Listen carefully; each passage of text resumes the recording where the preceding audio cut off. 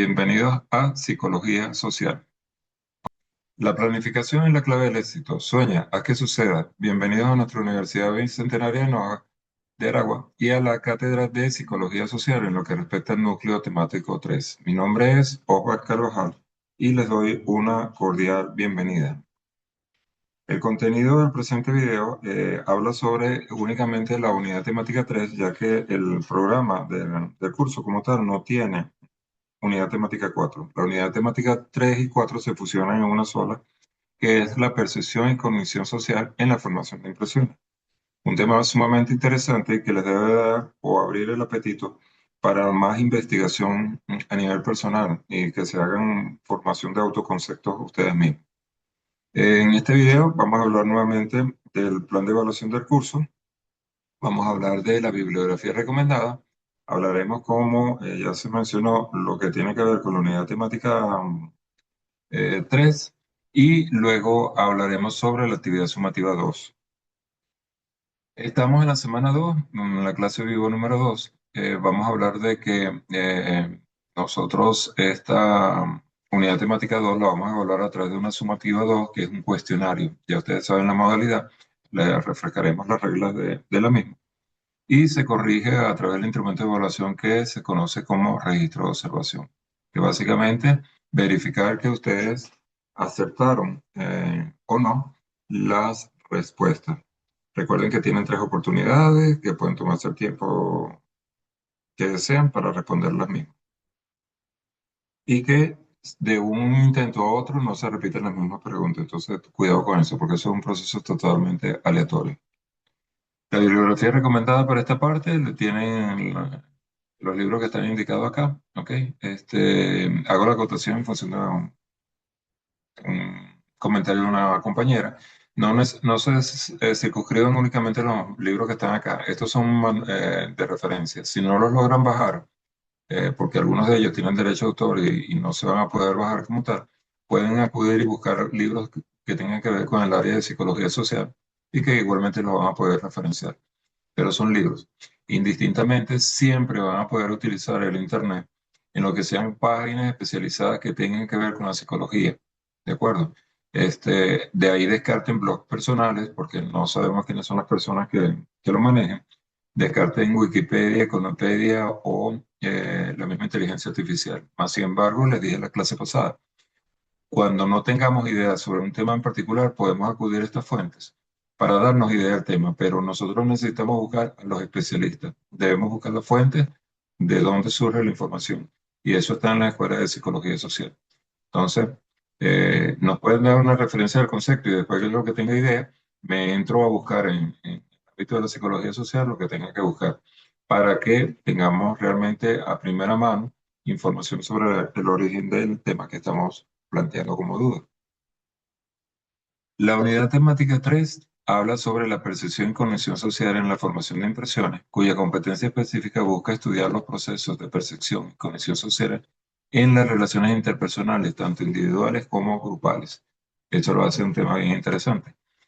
El temario del mismo habla hablamos de lo que es un esquema social, error de categorización, la memoria personal, sesgos y errores en la inferencia social heurística y clasificación de grupos formales e informales, primarios y secundarios, restringidos y extensos o sociogrupo y psicogrupo. Vamos a hablar sobre estos temas y ustedes tendrán que ampliar en el cuestionario, en lo que es el estudio del mismo. Con ello entonces vamos a introducir lo que es el esquema social. Dando inicio a nuestro esquema como tal de estudio, ya voy, disculpa un segundo. Hablaremos que básicamente nosotros como seres humanos vivimos en un entorno extremadamente complejo. No hace falta que yo se los diga para que ustedes virtualmente lo vivan o lo están viviendo.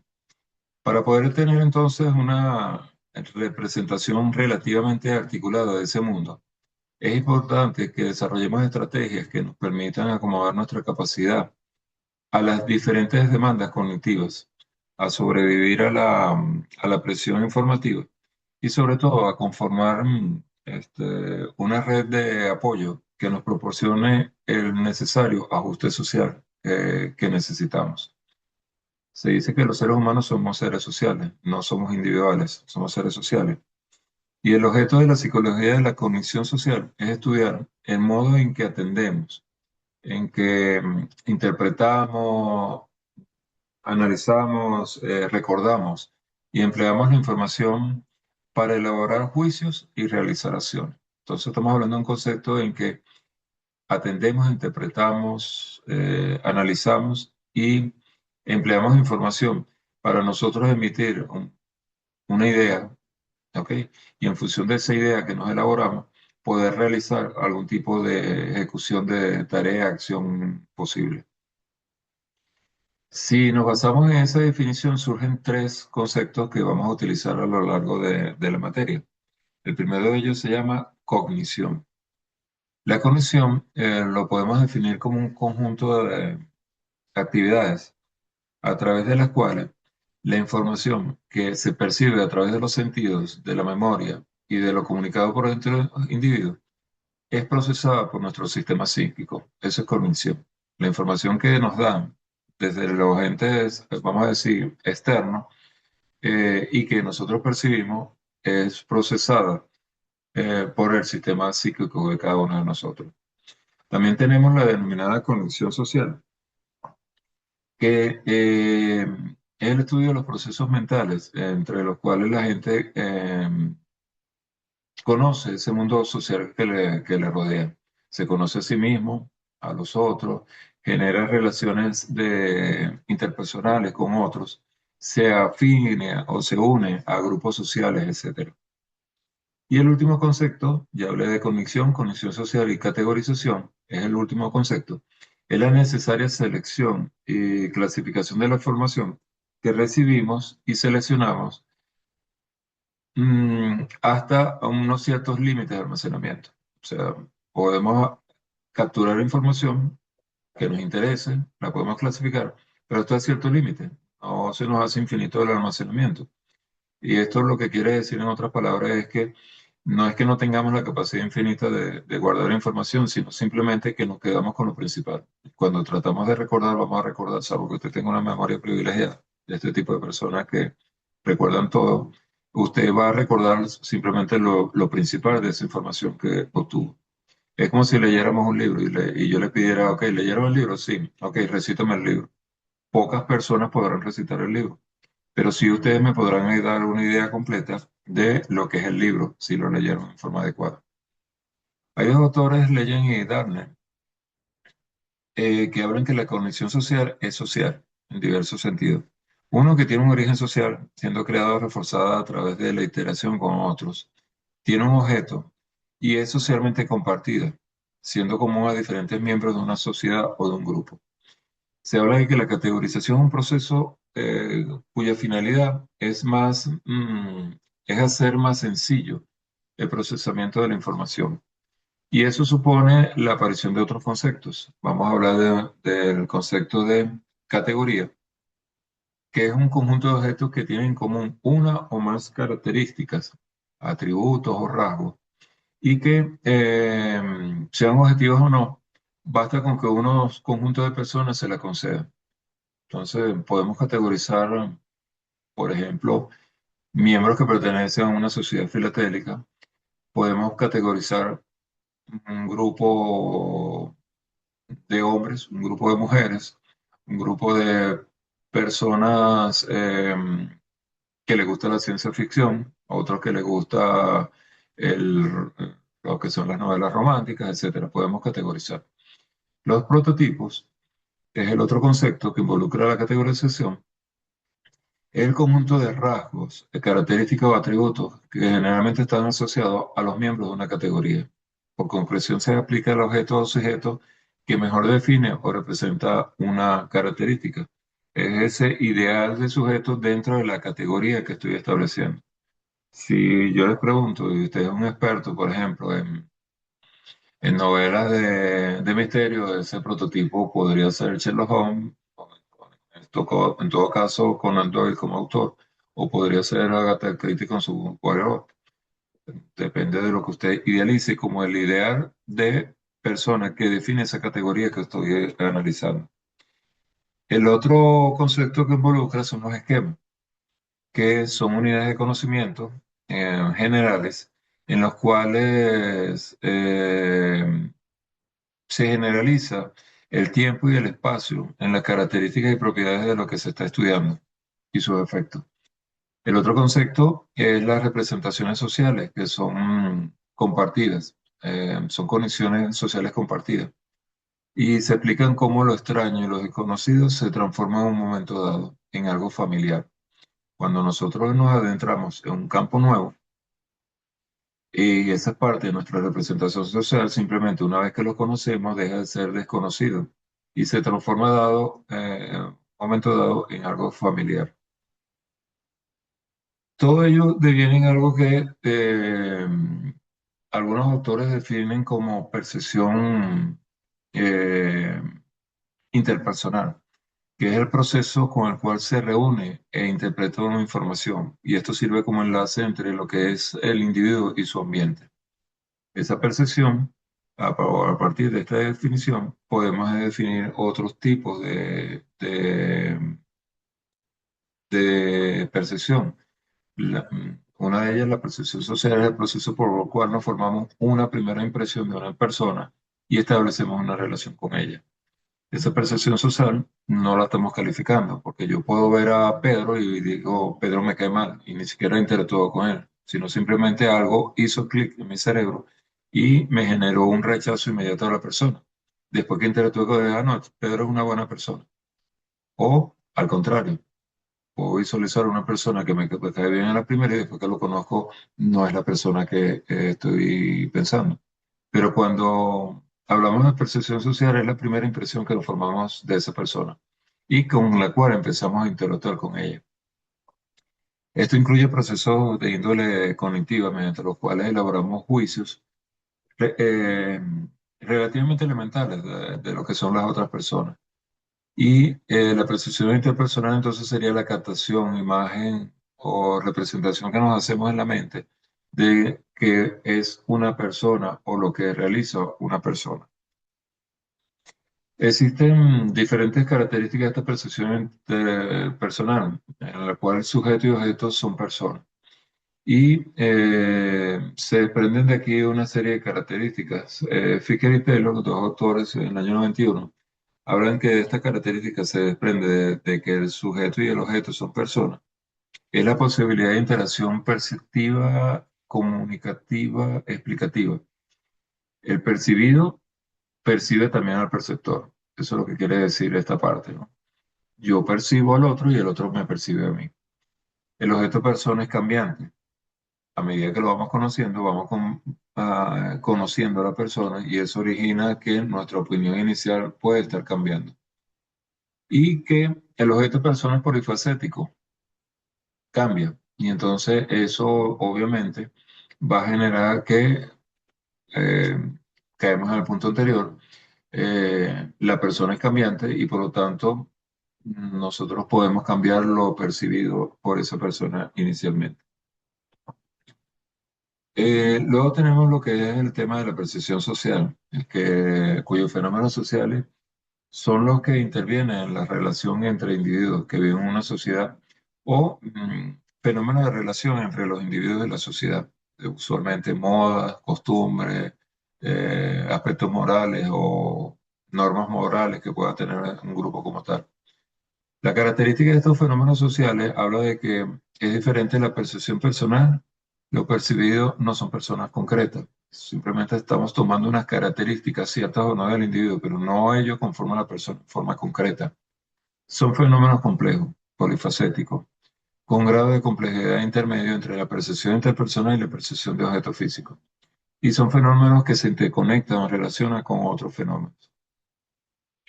Esto me lleva entonces a qué son la formación de las primeras impresiones. Y entendemos por formación de impresiones primeras, ¿ok? El proceso mediante el cual se infieren características psicológicas a partir de la conducta y atributo de la persona y de la organización de esas inferencias que pudieran ocurrir. En nuestra percepción, en otras palabras. Las primeras impresiones tienen muy pocos elementos significativos inicialmente, aunque hay personas que desarrollan un talento natural para identificar características de la primera. Suelen ser bastante duraderas y estables, pueden influir notablemente en desarrollos posteriores.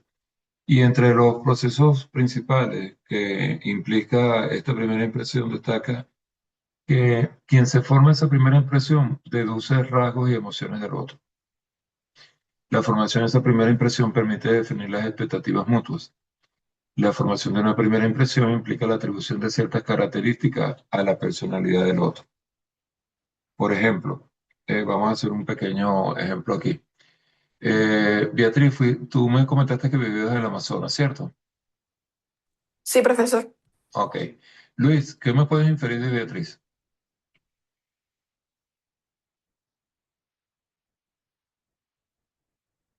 Luis, no me digas que Luis me dejó guindado otra vez.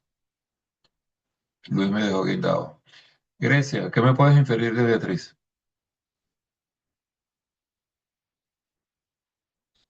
Grecia también me dejó guindado. Sofía, no me digas que te fuiste Sofía y le estoy dando la clase nada más a Beatriz. Ah, Yo sí sigo acá. Sofía, ¿qué me puedes inferir de Beatriz? Primera impresión. Nada, que vive en el Amazonas y tal vez pertenezca a una tribu por allá. Efectivamente no tenemos muchos elementos porque simplemente nos dio una característica, ¿ok? ¿Aló? Vive ajá. Ahorita te comento, Ahora Grecia. sí. Ajá. Ay, Pero no tengo más datos. Pero si yo veo la foto ahí, yo no veo un río atrás, ni veo una selva, ¿ok? Entonces, Sofía definitivamente no diera la impresión que vive en una tribu, ¿sí? Pero lo importante es que la imagen que tristemente nos hicimos probablemente todo es que cuando ella dijo del Amazonas ya la vimos con una flechita en la cabeza, ¿no? No necesariamente. ¿Cierto, Beatriz? la mayoría de las personas infieren eso cuando uno dice que es de Amazonas. Correcto. Hablan es de que anda uno en taparrabo, pero no, no es así. Exacto. Yo no quise utilizar el término taparrabo, pero bueno, tú que empleaste. Pero sí, nos hacemos una primera impresión con elementos muy parciales y por eso es que estamos hablando en este marco teórico que eso es polifacético, puede cambiar, porque a medida que conozcamos más a Beatriz, vamos a encontrar características de Beatriz que no necesariamente coinciden con nuestra primera impresión. ¿Se entendió? Luego entonces, eh, esta formación de primera impresión también nos permite definir expectativas mutuas. ¿Ok? ¿Qué tipo de relación puedo establecer yo con Beatriz si ella vive en una zona que para mí es totalmente desconocida, que algún día, con el favor de Dios, iré, pero que me es desconocida? ¿Sí? Tengo ciertos elementos, ya yo sé que no es pueblo de tierra y carreta, por llamarlo de alguna forma, pero obviamente tiene una extensión de territorio muchas veces desconocida, inhóspita, otra conocida parcialmente, y tiene una serie de características tanto geográficas como etnológicas, ¿no? Y la formación de una primera impresión implica, que ya lo dijimos, la atribución de ciertas características de la personalidad del otro, que no necesariamente son ciertas como vimos ahorita.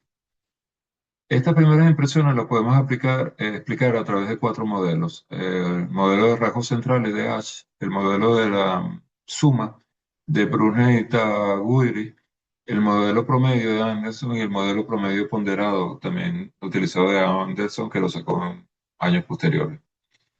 Brevemente voy a mencionar que cada uno de estos modelos, el modelo de los rasgos centrales de Ash, habla de que diferentes tipos de información sobre una persona tienen distintos niveles de información global.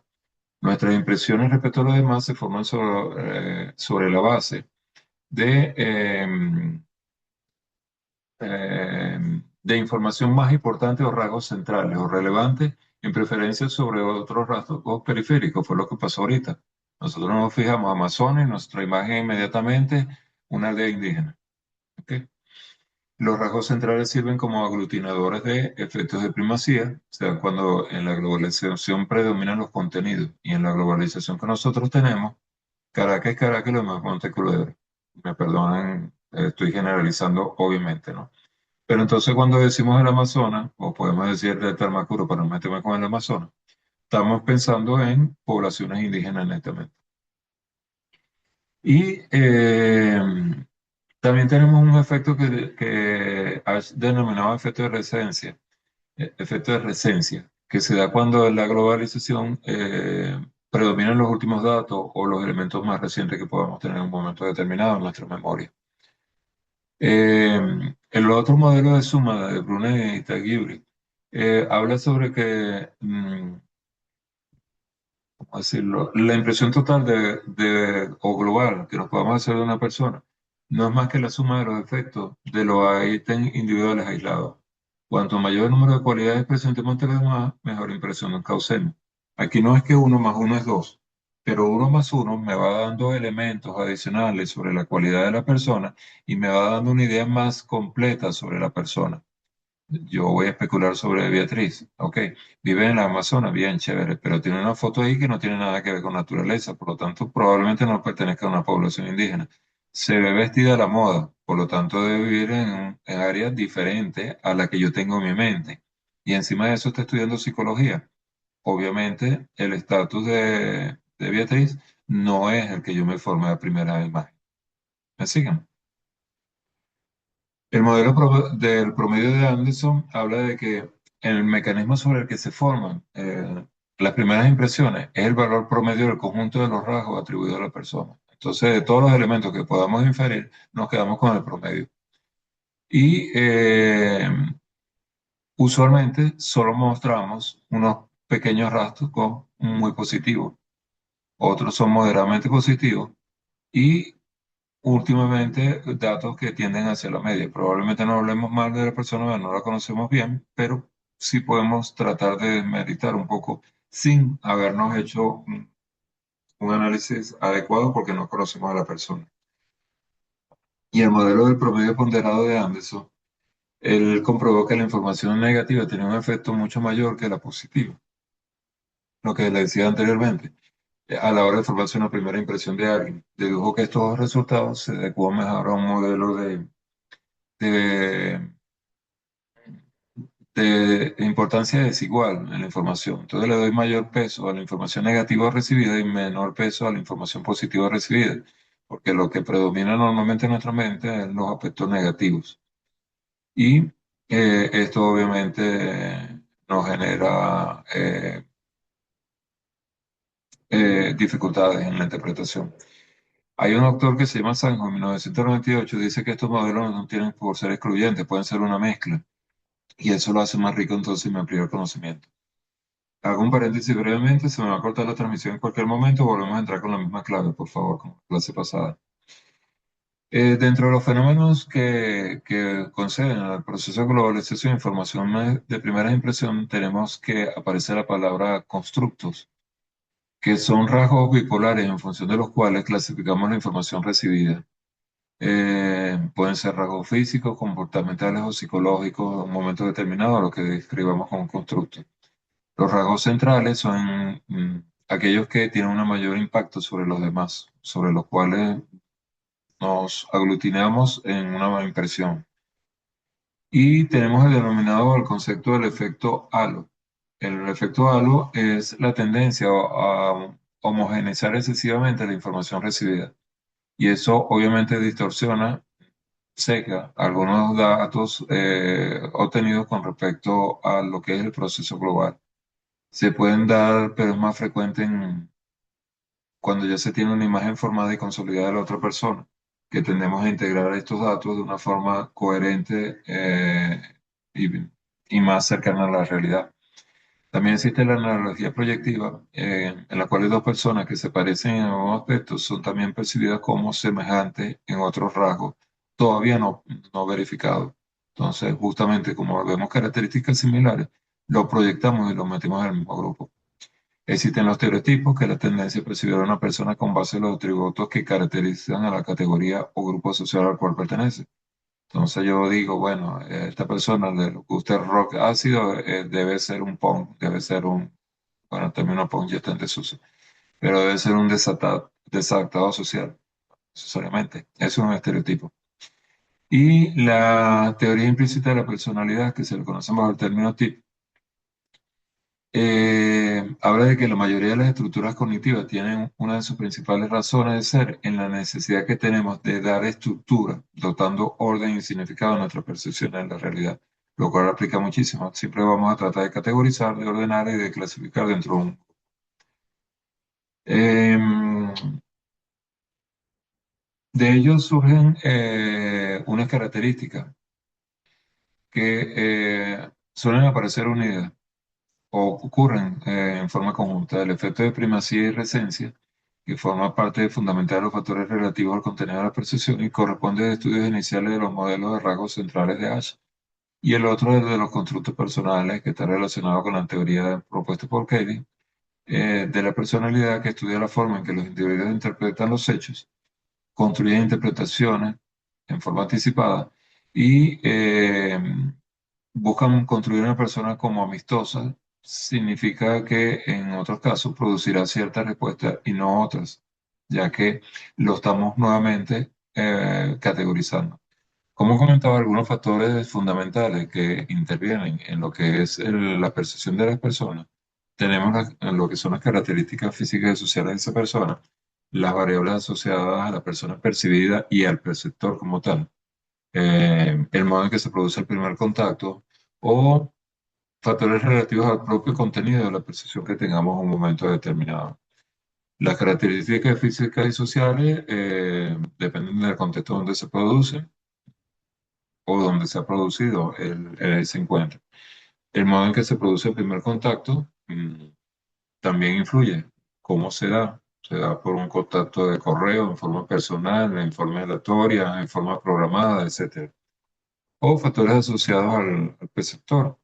Dentro de esto podemos destacar elementos cognitivos importantes que se manejan. Uno es la familiaridad, que se forma cuando, y es más compleja cuando la persona es conocida. El valor del estímulo que tiene esa persona y que afecta la percepción, lo cual usualmente a nivel de acentuación perceptiva genera estímulos favorables. El significado emotivo del estímulo, que depende de las consecuencias o positivas o negativas del momento en que nos conozcamos. Y la experiencia de las personas que tienen bajo ciertos rasgos y realizan percepciones más acertadas. Por ejemplo, no es lo mismo la descripción, una primera impresión que pueda hacer Beatriz, Luis o cualquiera de los compañeros que está aquí en la sala, o yo, de lo que lo haga un policía experto en interrogar a individuos en su trabajo. Él va a tener unas habilidades más desarrolladas para captar rápidamente qué tipo de persona tiene delante y ni siquiera ha abierto la boca. ¿Ok? Simplemente son los gestos, la forma de vestir, la forma de actuar, la forma de responder, cómo me pongo nervioso, no me pongo nervioso en un momento determinado. Existen muchos elementos allí que muchos de ellos surgen de la práctica, de la cotidianidad de lo que hago. Y Eh, cuando hablamos de factores relativos al propio contenido de la percepción, se pueden agrupar en varios elementos, en la importancia del orden que se percibe los rasgos, en trabajar con sujetos sensibilizados hacia el efecto primario del contacto, o que se produzca una interferencia entre la presentación del primer material descriptivo que me hice y el último que tenga un momento determinado, el tono evaluativo de esos rasgos informativos cuando todos tenemos elementos positivos y negativos. Y cuando la información es única o particular o el grado que la compone, mm, en caso de que se pueda confirmar o desconfirmar, ¿no? En un momento determinado. Lo que sí es que la percepción de lo que es mismo lleva una serie de conceptos. El primero es la autopercepción. Nosotros definimos como autopercepción como el proceso por el cual nos conocemos y reflexionamos sobre nosotros mismos. O sea, sobre las características, cualidades y estados interiores que nos atribuimos. Entonces, repito, cuando hablamos de autopercepción, hablamos de el proceso por el cual nos conocemos y reflexionamos sobre nosotros mismos. O sea, sobre nuestras características, cualidades y estados interiores que nos atribuimos. tiene implícito el concepto del yo, lo que nosotros sabemos de nosotros mismos, y un elemento bien importante, la autoestima, cómo nos sentimos acerca de nosotros mismos. Eh,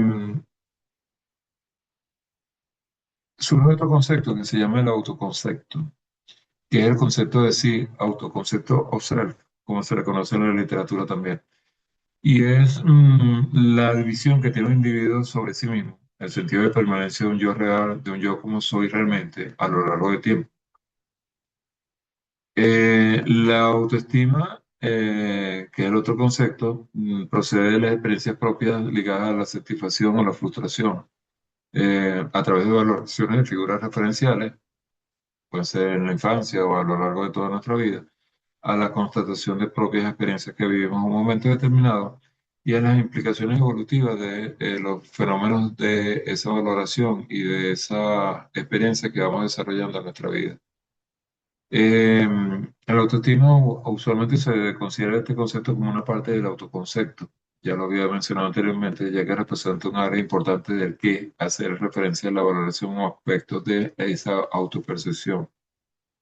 En sus orígenes se forma a través de la relación con otros más próximos y en función de un sentimiento de rechazo o aceptación que recibimos de ellos. Pero en el día a día, ya de adultos, nosotros evaluamos en la autoestima la estimación de nuestros éxitos o cómo nos comparamos en un momento determinado con otros, ¿no? Inclusive con unos parámetros preestablecidos. Nosotros podemos establecer un cierto nivel de línea de vida y entonces decimos, los he cumplido o no los he cumplido y eso genera autoestima en un momento determinado. La característica de toda persona con autoestima es que es orgullosa de sus logros, de su alcance. Siempre actúa con seguridad, asume, acepta las frustraciones, está dispuesta a la acción, afronta nuevos retos, se siente capaz de influir en una amplia gama de emociones y de sentimientos. Cuando la persona tiene baja autoestima, evita situaciones que le producen temor, desprecia sus dotes, no tiene idea clara de sus límites de vida, siente que los demás no le prestan atención, echa la culpa de todo menos lo que ocurre a los demás, se deja influir fácilmente por los demás, se pone a la defensiva rápidamente y se frustra, tiene estrecha y rigidez de emociones, se sentirá inferior, capaz, desgraciado, etc. Eso es parte del tema entonces que nos compete el día de hoy como tal. Es un tema bien apasionante, les dije al principio del video, porque les dije que nos iba a permitir un momento determinado eh, desarrollar una serie de conceptos que son para uno mismo. El autoaprendizaje, la autoestima, o qué valores, o cómo nosotros nos formamos impresiones de primera persona. Fíjense lo importante que es esto. Vuelvo y disculpe, Beatriz, que te use de ejemplo, ¿ok? No estoy menospreciándote ni mucho menos por ello. Pero fíjense bien, si la primera impresión que nosotros tenemos cuando Beatriz me dice es del Amazonas y yo me pongo en el contexto indígena y estoy haciendo psicología virtual, yo mismo me hice un autoconcepto totalmente errado de Beatriz y probablemente actúe en función de ese autoconcepto y simplemente porque no escuché a Beatriz, porque no le di la oportunidad a un momento determinado de expresarse o de comunicarse en forma adecuada. Eso es importantísimo en la evaluación de nuestros pacientes. Entonces, el concepto de la autoestima, de la autovalorización del autoconcepto, del auto-yo o del yo como tal, son conceptos realmente importantes porque a la medida que nosotros lo entendamos, nosotros vamos a poder entender a los demás. De ahí la importancia. Y si a ese contexto lo mezclo, que no somos seres únicos, estamos seres sociales, estamos rodeados de interacciones continuamente y que esas interacciones van asociadas a grupos sociales o a grupos categorizados, como dije anteriormente, obviamente eso nos crea un tipo de cultura de manejo de experiencias diferentes. Eh, Cuando yo digo yo soy cristiano y soy cristiano en el extremo, obviamente cualquier otra percepción de alguna otra religión me va a parecer que no es correcta. Y eso es lo que pasa muchas veces en el mundo, cuando los cristianos se ponen en el extremo, cuando los musulmanes se ponen en el extremo, cuando los budistas se ponen en el extremo, cuando cualquiera se pone en el extremo. generan conflictos porque simplemente no cerramos y no percibimos al otro como es. Yo en estos temas religiosos siempre hago la misma pregunta. Yo soy cristiano, ojo, católico, apostólico, romano, pero yo siempre hago esta pregunta. El hecho de que Muhammad haya nacido en Afganistán hace que su religión sea errada. ¿Qué hace que Muhammad nació allá y yo haya nacido aquí? Y si hubiera sido al revés, entonces yo estoy errado. La percepción de Dios, cada quien la busca, pero yo no puedo inferir que el otro está errado simplemente porque nació en otra región geográfica. ¿Sí? Lo mismo sucede con el concepto que estábamos hablando de Beatriz. ¿Se entendió, por favor? Visto esto, entonces, gracias. Visto esto, vamos a entrar a la parte final de la clase que tiene que ver con el tema de nuestra sumativa. Ok, un segundo.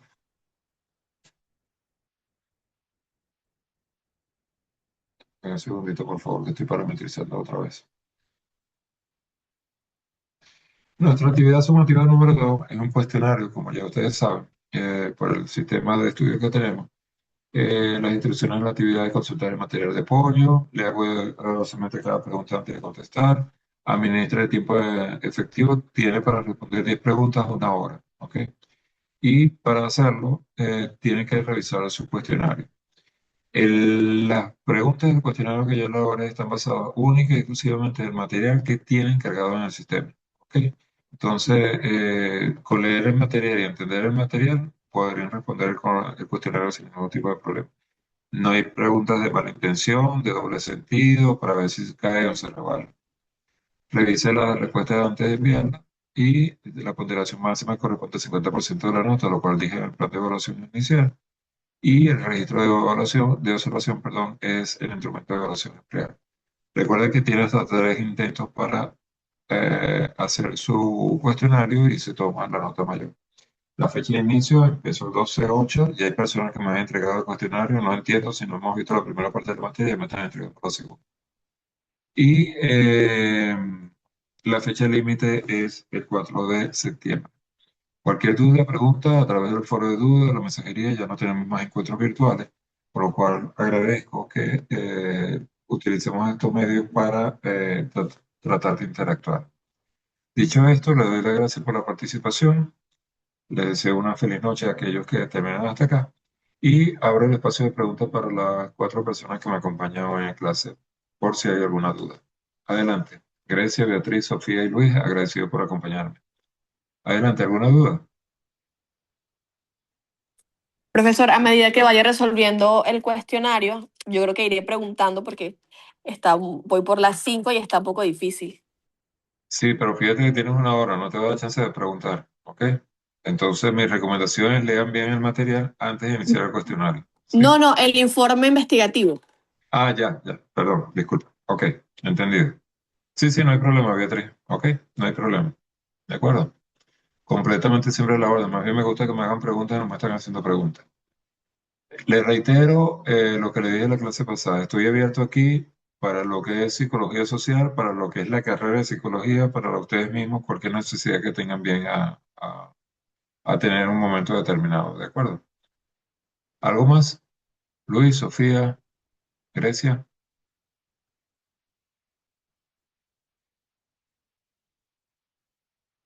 ¿no? Bueno, yo tengo una duda. Sofía, no se te Eh, escucha nada, se te oye muy lejos. bueno, que yo tengo una duda Ajá, de adelante. que en la clase anterior usted dijo de que no buscáramos como que por encimita por Wikipedia, Ujú. por sitios así, por encimita para poder hacer nuestras investigaciones. ¿Tiene alguna página o alguna aplicación donde podamos investigar para sacar la información?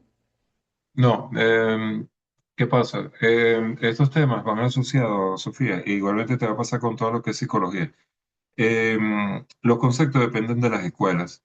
Ya ustedes saben lo que son las escuelas psicológicas.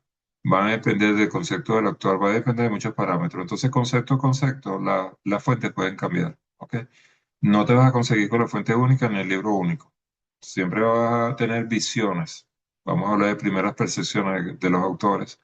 Obviamente no son primeras impresiones porque son más estudiadas, pero no tienes un camino único. Cuando yo me refiero a Wikipedia, Econopedia o la inteligencia artificial, es que eso es una recopilación de información que es como un poco copy-pega. Acuérdense que la inteligencia artificial está aprendiendo todavía. Y entonces, en ese copy-pega, yo puedo direccionar erradamente la información si la información viene errada. Yo creo que lo comenté la vez pasada. Yo he hecho preguntas a la inteligencia artificial y le he dicho, estás errada, te equivocaste, es tal cosa, y ella inmediatamente me contesta, sí, tienes razón, me equivoqué, es tal cosa, tal cosa, tal cosa. ¿Sí? Pero si yo no lo sé, ¿cómo voy a saber que no estuve errado? Por el otro lado, el problema de la inteligencia artificial también surge por otro lado. La inteligencia artificial me permite, si yo le insisto mucho, me cambia la versión. ¿Me explico? Si yo le digo inicialmente el caballo blanco de Bolívar es verde, y me dice no es blanco, y yo le digo no, estás equivocado, es verde. No, que es blanco, no, te estoy diciendo que es verde. La inteligencia artificial va a terminar diciendo que el caballo blanco es verde. Y eso pasa. No les estoy exagerando. Porque la inteligencia artificial se adapta al interlocutor y simplemente va a colocar lo que tú quieres escuchar. Me he encontrado con trabajos en los cuales por lo menos la bibliografía se forza, porque forzamos la bibliografía. Entonces me pone que un libro de 1941 es del año pasado. Mentira. ¿Ok?